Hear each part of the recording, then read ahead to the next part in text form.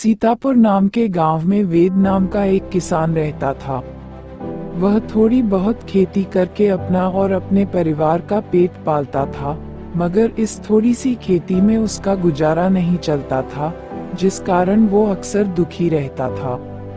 जब कभी भी उसे कोई यह कहता कि वेद जी आप ज्यादा ही दुखी रहते हो, तो वह यही उत्तर देता, भाग्य बड़ा बलवान है भाई, जो भगवान देता है इंसान वही ले पाता है।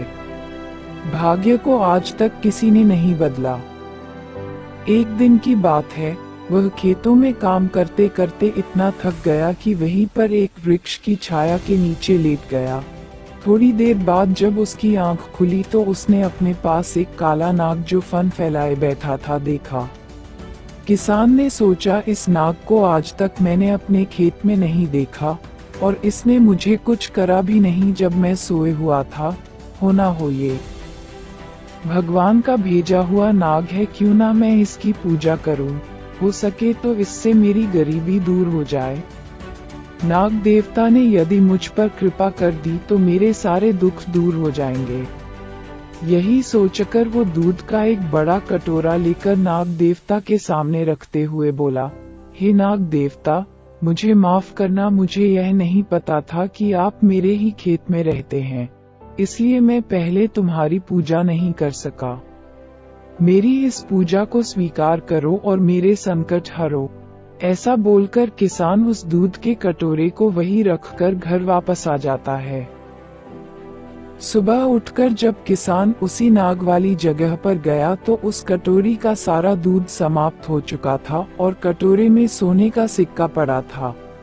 वह उस सोने के सिक्के को देखकर खुशी से उछल पड़ा और खुशी से नाचता हुए कहने लगा, नाग देवता ने मेरी फरियाद सुन ली, अब हम भी धनी हो जाएंगे और मेरे सारे संकट दूर हो जाएंगे। उस दिन से वो किसान हर रात को दूध का कटोरा नाग देवता के लिए भरकर रख जाता। सुबह जब भी वह आता तो सोने का एक सिक्का उस कटोरे में मिलता। इस प्रकार उस किसान की गरीबी दूर हो गई।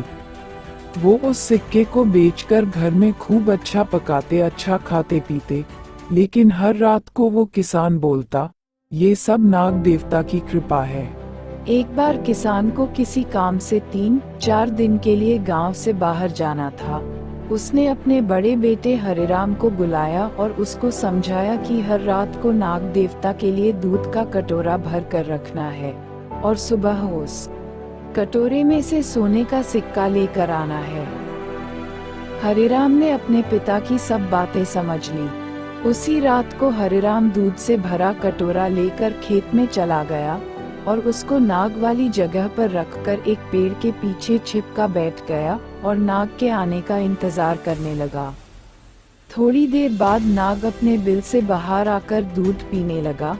दूध पीने के बाद उसने अपने मुंह से एक सोने का सिक्का निकालकर उस कटोरे में डाला और अपने बिल में चला गया।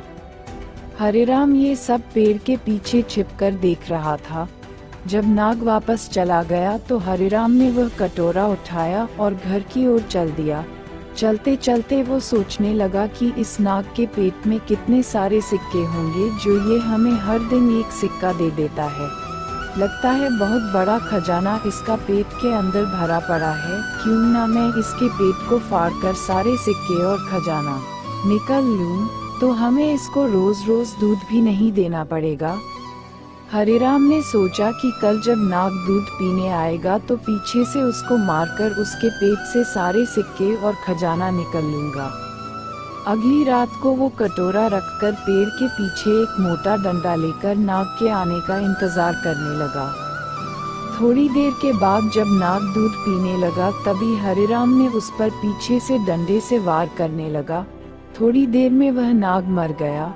हरिराम लालच में पूरी तरह से अंधा हो चुका था। उसने जब नाग का पेट काटा तो उसमें से एक भी सिक्का नहीं मिला। वाह रे भाग्य, वास्तव में तू ही बड़ा बलवान है। लालच में आकर हरिराम ने रोज आने वाले धन को भी खो दिया। इसीलिए कहा गया है कि कभी भी लालच में नहीं आना चाहिए। वीडियो को लाइक करें।